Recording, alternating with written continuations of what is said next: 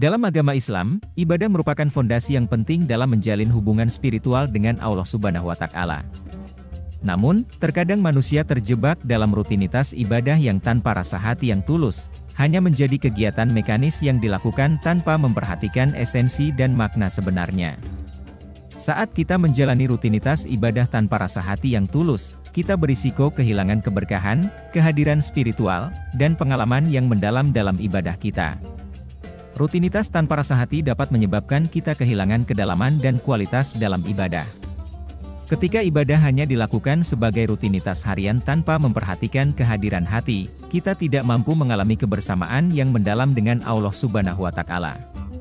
Ibadah yang seharusnya menjadi sarana mendekatkan diri kepadanya, menjadi sekadar aktivitas yang monoton dan kurang bermakna. Rutinitas tanpa rasa hati juga dapat mengakibatkan kehilangan keikhlasan dalam beribadah. Keikhlasan adalah kunci penting dalam menjalankan ibadah yang diterima oleh Allah Subhanahu wa Ta'ala.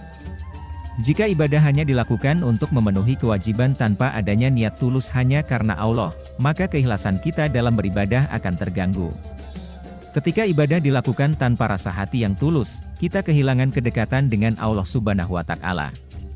Ibadah seharusnya menjadi waktu yang istimewa di mana kita dapat berkomunikasi dengannya, mencurahkan hati, memohon ampunan, dan memperkuat ikatan spiritual.